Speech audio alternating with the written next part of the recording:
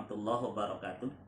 Alhamdulillahilladzi hadana li hadza wa ma kunna linahtadiya laula an hadanallah. Asyhadu an la ilaha illallah wahdahu la syarikalah wa asyhadu anna Muhammadan abduhu wa rasuluhu la nabiyya ba'da. Allahumma shalli wa sallim wa barik ala sayyidina Muhammadin wa ala alihi wa sahbihi ajmain wa ba'du.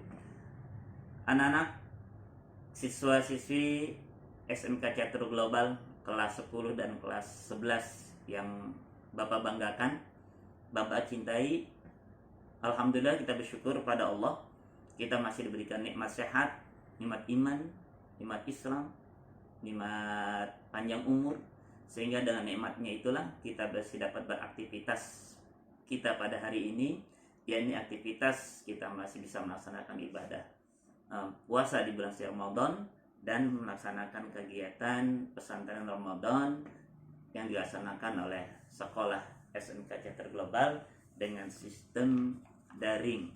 Salam dan salam mari kita sampaikan kepada junjungan kita Nabi Muhammad SAW.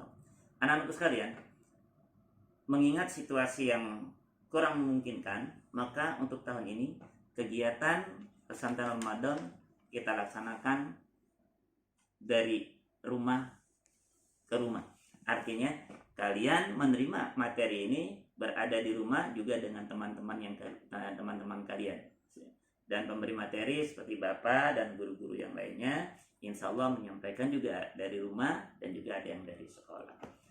Anak-anakku sekalian, dalam kesempatan ini Bapak akan menyampaikan materi tentang puasa yang ada kaitannya dengan yang pertama pengertian apa sih sebenarnya puasa, yang kedua dasar hukumnya, dalilnya apa sih puasa itu. Nah, kemudian yang ketiga, macam-macam puasa dan syarat wajib puasa, ya, serta syarat sahnya puasa. Anak-anakku sekalian, mari kita bahas satu persatu. Yang pertama, pengertian puasa. Puasa berasal dari bahasa Arab saum atau siam. Dalam bahasa Arabnya soma yasumu sauman, yang berarti menahan. Ya, jadi setiap yang berarti kita menahan itu kita adalah puasa. Nahan bicara, nahan marah dan lain sebagainya. Sementara pengertian puasa menurut istilah adalah menahan perbuatan-perbuatan yang dapat membatalkan ibadah puasa kita dari terbit fajar sampai terbenamnya matahari. Atau yang gampangnya dari mulai subuh sampai maghrib kita wajib menahan diri kita dari hal-hal yang membatalkan ibadah puasa kita. Itu pengertian puasa dari bahasa dan istilah. Lalu apa dasar hukumnya? Mana dalilnya kita melaksanakan ibadah puasa? Anak-anakku sekalian, sudah kita pahami bahwa dasar hukum buat kita umat Islam yang paling jelas, yang paling mutlak, ya ini ada dua, yakni Al-Quran dan hadis. Lalu apa sih dasar hukum melaksanakan ibadah puasa dari Al-Quran? Surah apa dan ayat berapa? Kalian pasti sudah paham, kalian sudah pasti ngerti, bahkan setiap tahun itu sering diulang-ulang dalil kita melaksanakan ibadah puasa. Ada yang tahu surah apa? Ya, surah Al-Baqarah ayat 183. Siapa yang hafal bunyinya? Apa bunyi ayatnya? Ya, mari kita baca bareng. Bismillahirrahmanirrahim. Ya ayyuhalladzina amanu kutiba alaikumusiyam kama kutiba 'alal ladzina min qablikum la'allakum tattaqun. Hai orang-orang yang beriman, diwajibkan kepada kalian untuk melaksanakan ibadah puasa sebagaimana orang-orang yang sebelum kamu, agar kamu menjadi orang-orang yang bertakwa. Dalilnya jelas. Surah Al-Baqarah ayat 183 yang mewajibkan kita umat Islam untuk berpuasa. Yang kedua, dari hadis Nabi. Apa hadisnya? Nabi kita Muhammad SAW bersabda, Buniyal Islamu ala khamsin, syahadatu alla ilaha illallah, wa iqamis sholah, wa ita'iz zakah wa hajjil baiti wa shaumi ramadan. Jadi hadisnya Nabi bersabda yang artinya Islam itu dibangun, Islam itu dibina atas 5 dasar. Yang pertama syahadat, 2 kalimat syahadat, yakni bersaksi tiada Tuhan selain Allah dan Nabi Muhammad itu utusan Allah. Yang kedua melaksanakan ibadah sholat. Yang ketiga menunaikan zakat. Yang keempat pergi haji. Dan yang kelima melaksanakan ibadah puasa di bulan Ramadan. Ini dalil, ini dasar hukum kita melaksanakan ibadah puasa wajib di bulan Ramadan. Yang ketiga, macam-macam puasa. Macam-macam puasa. 1, puasa wajib seperti puasa Ramadan, puasa kifarat, dan puasa nazar. Itu yang wajib ya. Kemudian yang kedua puasa sunnah.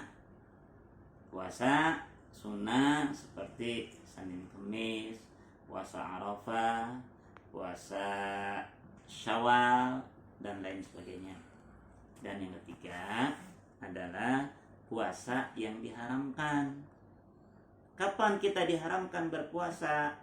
Diharamkan kita berpuasa pada saat 2 hari raya. Hari raya Idul Fitri, hari raya Idul Adha. Dan yang ketiga hari tasyrik ya, tanggal 11, 12, dan 13 bulan Zulhijjah. 5 hari kita diharamkan berpuasa. Apalagi di hari raya Idul Fitri, Lebaran.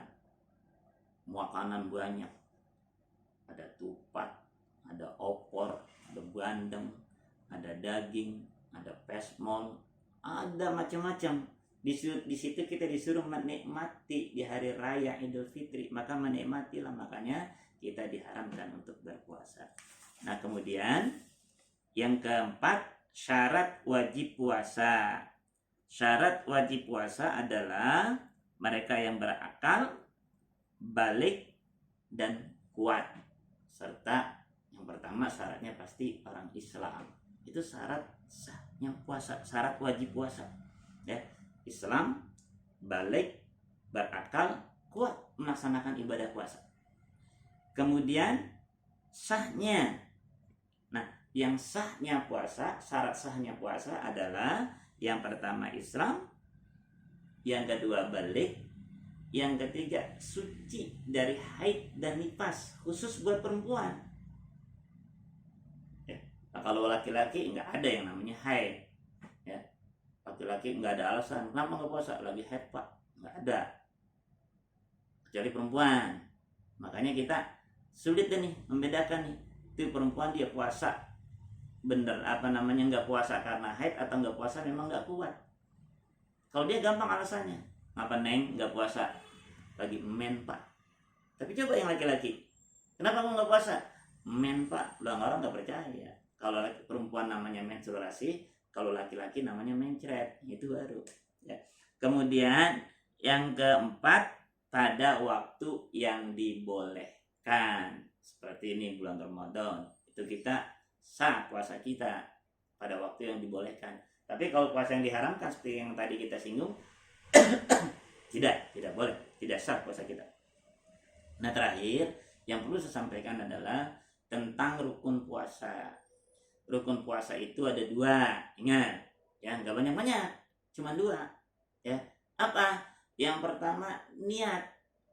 Yang kedua, rukun puasa adalah menahan diri dari perbuatan-perbuatan yang membatalkan puasa dari terbit fajar sampai terbenam matahari. Itu 2 rukun ini yang harus kita jalankan. Kalau nggak ada salah satunya, maka nggak sah puasa kita dan kita tidak berhak untuk mendapatkan pahala puasa. Nah, niat puasa Ramadan khususnya wajib diinapkan atau dilaksanakan pada malam hari. Apa dasarnya? Hadis Nabi kita Muhammad SAW, malam yujmi isyama qabla al-fajri fala siyama lahu. Barang siapa yang tidak berniat pada malam hari untuk melaksanakan ibadah puasa Ramadan, maka dia tidak dianggap berpuasa. Itu niatnya. Beda dengan puasa sunnah. Kalau puasa sunnah boleh pada pagi hari kita bangun tidur atau kita belum makan apa-apa, kemudian kita mau makan, mau sarapan nggak ada makanan, kita niatkan untuk berpuasa, itu diperbolehkan. Ya. Dan yang kedua tadi, memelihara atau menahan diri dari perbuatan yang membatalkan puasa dari terbit fajar sampai terbenam matahari. Gampangnya dari mulai subuh sampai maghrib kita menahan diri dari perbuatan-perbuatan yang membatalkan puasa. Nah, inilah anak-anakku sekalian, tentang materi puasa yang Bapak sampaikan.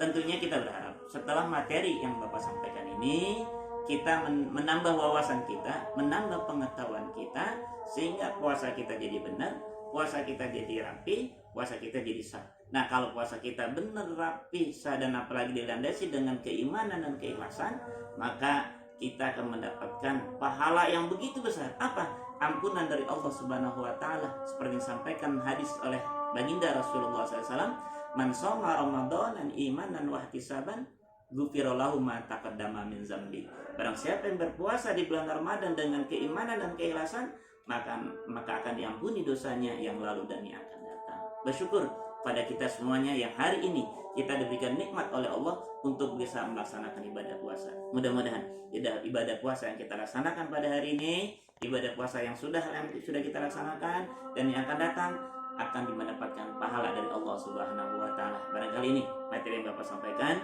Cukup sekian. Terima kasih. Wabillahi taufiq wal hidayah. Assalamualaikum warahmatullahi wabarakatuh.